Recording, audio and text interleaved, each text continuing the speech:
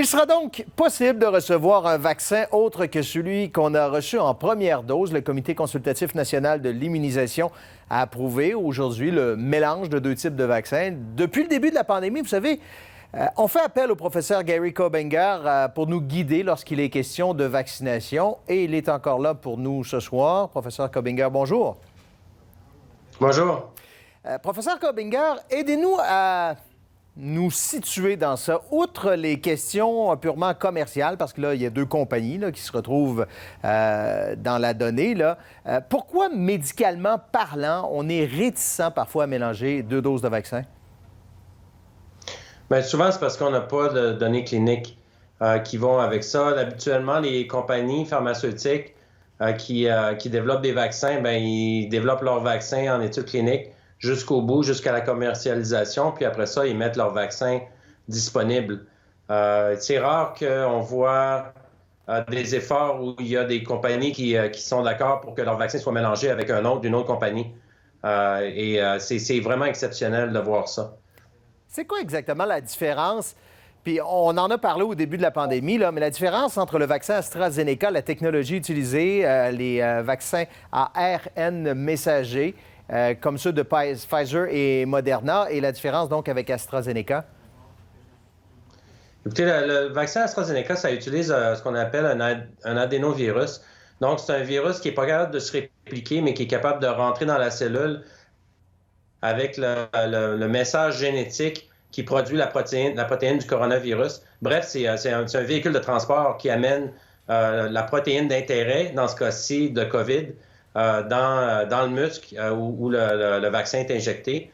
En parallèle de ça, les ARN, en fait, comme on dit, c'est un ARN messager. C'est l'ARN qui est donné directement dans le muscle. Et cet ARN-là va produire aussi la protéine d'intérêt du SARS-CoV-2, donc pour protéger contre le COVID. Donc, dans un cas, on donne l'ARN. Dans un autre cas, on donne un autre véhicule qui est un adénovirus. Puis la question, c'est le vaccin, lui, c'est contre le COVID. Est-ce qu'on peut mélanger deux véhicules différents pour arriver à une bonne protection contre le pathogène d'intérêt qui est de protéger contre le COVID, en fait? Pourquoi, et j'ai lu ça aujourd'hui, pourquoi l'inverse n'est pas souhaitable? Une première dose de Pfizer, Moderna, une deuxième dose d'AstraZeneca, par exemple?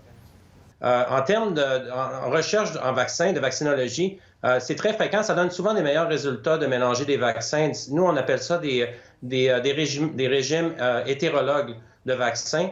Ça donne une protection accentuée souvent et ça n'augmente pas les effets secondaires normalement. Comme j'ai dit, il faut toujours le tester comme tel dans les animaux, dans les humains.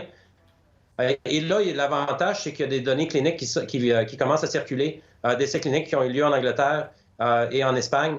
Et donc, ça semble indiquer qu'effectivement, l'effet d'augmentation d'une deuxième dose est certainement présent et que les effets secondaires ne sont pas augmentés de façon significative. Si je comprends bien, si vous étiez dans cette situation-là, ce serait approuvé, professeur Kobinger, un mélange de deux doses, vous y iriez sans hésitation?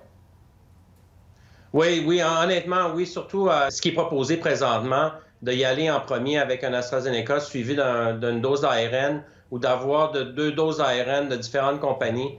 Absolument, moi, on a beaucoup d'expérience avec ça dans les animaux, pas pour le COVID, pour d'autres applications et pour d'autres vaccins.